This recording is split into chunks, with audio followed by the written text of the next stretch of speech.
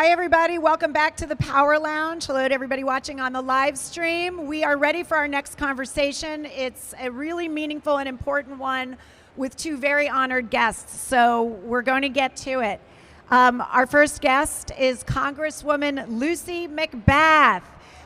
She has been a member of Congress since 2019 and, as you know, is a steadfast advocate against gun violence, an issue that she has taken a leadership role on in this country since losing her son Jordan to it 12 years ago. She is joined by the incredible, powerful leader, Angela Farrell-Sabala, the executive director of Moms Demand. We love Moms Demand Action. Repeat times on this stage today.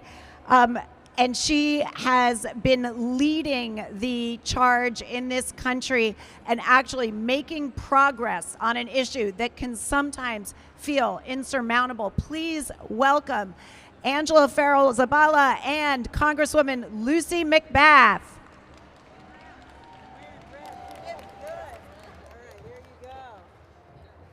Let's see, you can hear me. Okay, how y'all doing out there? How are you doing? We are so excited. I was just commenting, while, typically we'd be all in blue, but we're looking mighty fine in red today. What do you think? That's right. Red is our color. It is our color. Well, thank you so much for being here. I'm so excited, as always, an honor to be joining you on stage. You are just such an inspiration. So happy to have you here. Let's jump on in, okay? Okay. So I really want to begin this conversation with the core of why we're here, what the discussion's about, like what you're here to talk about. And when I think about this movement and how far it's come, I'm always so inspired by courageous survivors like yourself who really have taken on their own personal tragedy and used this to become the front voices for basically this movement when it comes to gun violence prevention in this country. So how does the memory and legacy of your son Jordan inform both your strategy, your resilience, and how you stay in this fight to end gun violence in this country? Well, thank you for that question. And Angela, you really are carrying the mantle for Moms Demand Action, and we couldn't be more proud to have you on the front lines. Thank you. But I do want to say that everything that I do and the whole cause and reason why I've stood up for safer communities is because of my son Jordan. And he is my legacy, and he's the reason why I do the work. I cannot be a hypocrite. Everything I was trying to teach him to be and to do and raise him to be as a man, to be concerned about his community, to be invested in his community, to be invested in the least of these, I have to walk that out. That's right. Our legacies are connected. They will always be connected. And the fact that he is no longer physically here with us, he's still spiritually here.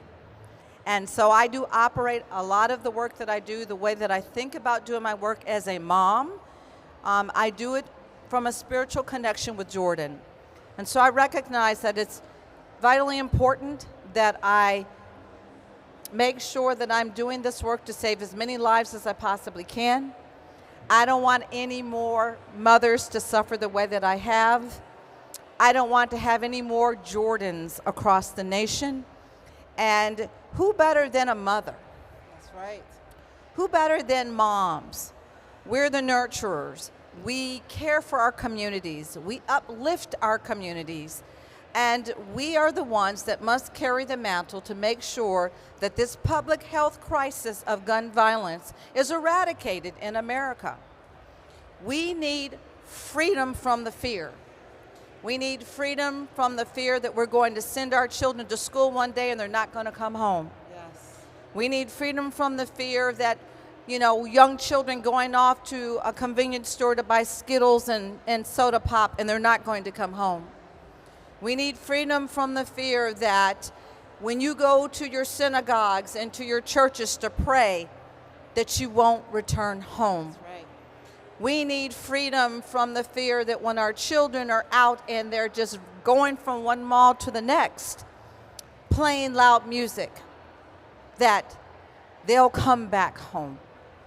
So that is the reason why I believe it's so vitally important to do this work. That is the vision that I have every day that I wake up. How do I make it better? And how do I make it safer for you and all of our communities and future generations? Thank you so much, and thank you for your courage on this. We know this is a public health crisis, and you've had so much stolen from you, but what I love about you, and I will always love about you, is not only do you uncover what is at stake, you show us possibility and hope. So thank you for that, because that's just as important as letting people know what's at stake. So as someone who has run for office, you have done this, you got some experience with that. You've had a chance to be part of Emerge's candidate training program. And I also mentioned that every town has its own, a great candidate training program to demand a seat. And we've had a huge number of gun sense-minded folks actually run for office and win, which is incredible. What are some of the main takeaways and benefits from participating in Emerge's candidate program, especially someone running for the first time for office? You know, that's a scary thing to jump into. And thinking about as a woman of color and all that, why are such candidate training programs so crucial for supporting women and women of color who may have never imagined themselves jumping into this? Well, that was me. I was that black woman who had never given a speech before large crowds, who never considered running for office, who never contemplated running for anything. I was a flight attendant for Delta Airlines for 30 years. And so that was me. That was a person who knew that I wanted to use my voice for a cause that I really believe in and want to champion in, but I didn't have the tools. I didn't have information. I didn't have resources. So Emerge training, Demand a Seat are vitally important because most women, most of us don't know where to begin. We don't have those tools. We don't have those resources. And better yet, something is stirring inside and breathing inside of us organically, and we want to be able to create change. We want to be able to do something, as Michelle Obama said last night, do something. And we want to be able to do that, but we don't know how.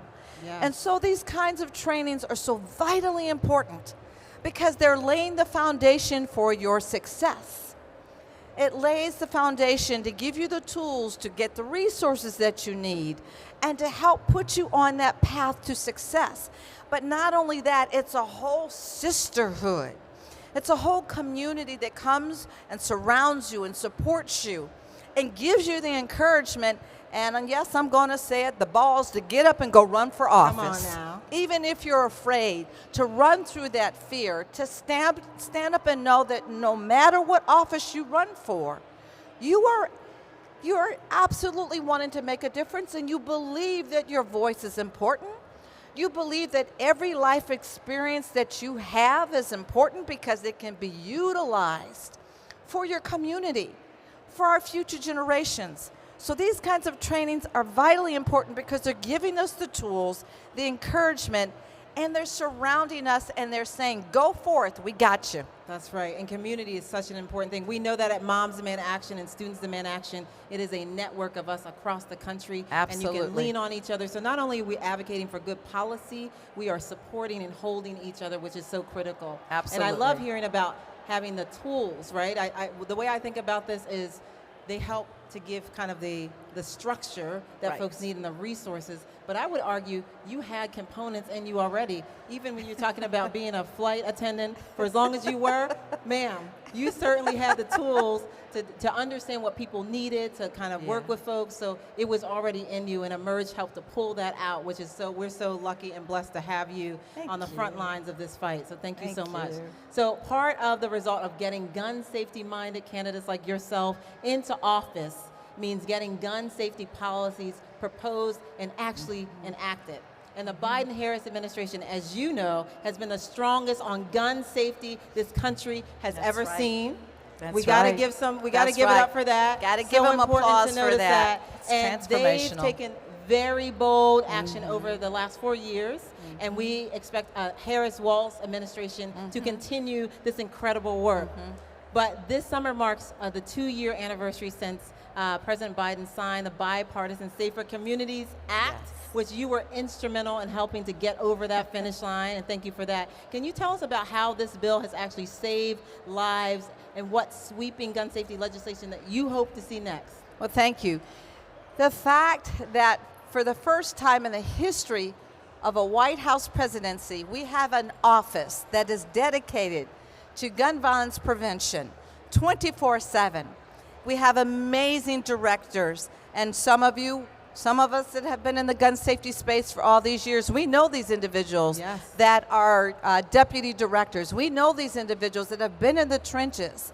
And so it's really exciting to know that they are working 24/7 around the country with municipalities, with the states, but also federally, connecting the dots. That's what's really critical, is making sure that we're connecting the dots in every way with policy, but also community violence intervention funding, which $250 million from the Bipartisan Safer Communities Law goes to community violence intervention funding. All of critical. those organizations around the country that are on the ground doing the foundational work of breaking the cycle of violence, which we know predicates gun violence.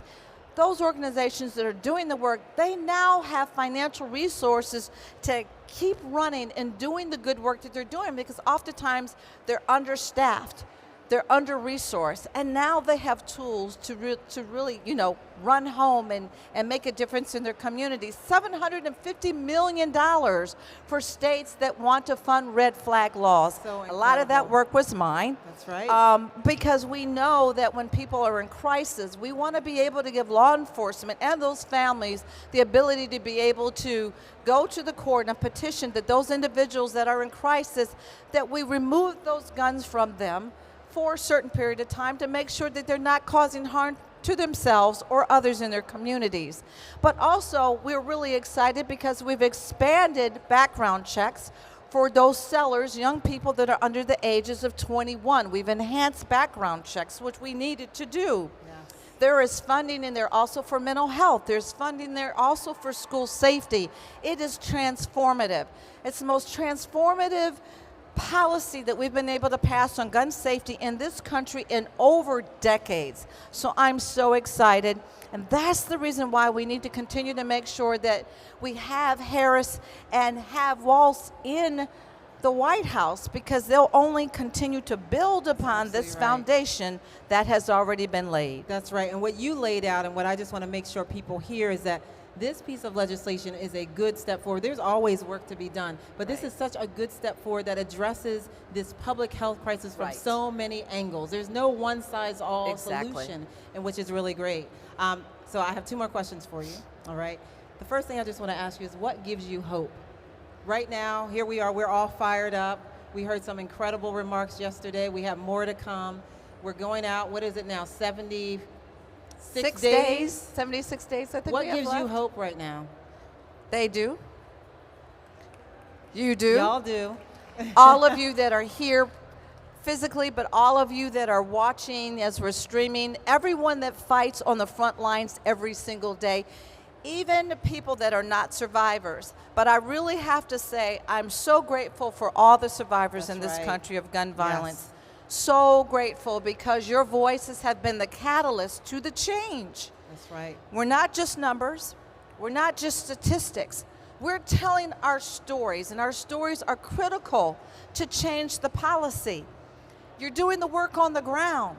It is not top down. Nope. It is work from the top and the bottom together. And so we've been building this movement, and I could not be more hopeful, because when I first started with Moms Demand Action, I can tell you, when moms would send me around as their national spokesperson, and I would be sent into the state legislative bodies when they were putting forth really bad gun policy, and I would go in to testify, and there would be all of the NRA and all the law enforcement organizations, and there would be one or two or three of us by ourselves pleading with those state legislatures, don't do this. Don't pass this extremist gun policy. Things have changed, everybody. They sure have. I am telling you, I am so grateful every time I'm in Washington. I sit on the Judiciary Committee. Those gun bills run through my committee. I am now the ranking member on the crime subcommittee, where all the gun bills run through. And I am so happy every time I see those red shirts, I am so happy every time I see every advocate, every survivor, everyone that is standing on the front lines building this army. You have made the difference. We are making a difference. Change is gradual and it is slow. This is a cultural shift and change that we're making, and it takes time. But I promise you, we are getting it done. We sure are. As you just outlined, moms are everywhere. We are showing up and showing out. And I just have to, yes, it takes a long time. You're absolutely right. Moms Demand Action has been around for 11 years, and look how much progress we've made. So we're going to keep moving and keep going. So much to do, but we have to also celebrate what we have done. The fact that you said there were 3 folks sitting there and you're testifying, we're everywhere now. There's not a place I go where I don't see moms showing up and serving. For you, I know they do. So I got a last question for you. Very important. Are you ready for this very important question? Look, you don't look ready, but I think you already stay ready, so I know you're ready. So this is very important. Everyone, I want you to listen into this. So I want to know, when you have those headphones on and you are bopping around and strutting, feeling yourself, what is playing in your ear? What is your summer song? What are you doing? What do I need to play in my ears? Don't take this the wrong way. I know there's this song that's the beef between Drake and Kendrick Lamar. Not a beef. But it's, they're not like us. Not like us. So, and I love that song. I love the beat. I love the energy because it keeps me going. I do a lot of speed walking in my neighborhood. That's how I stay healthy.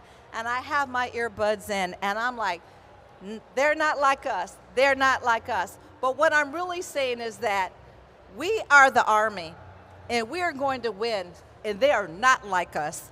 They will not win. That's we right. are the David to that Goliath. That's right. Not like us. We're going to win. And don't forget it. So now when I see you bopping around Capitol Hill, I'll know what's playing in those headphones of yours. So thank you so much. I just have to say it's always such a pleasure and an honor. You inspire me and so many of us.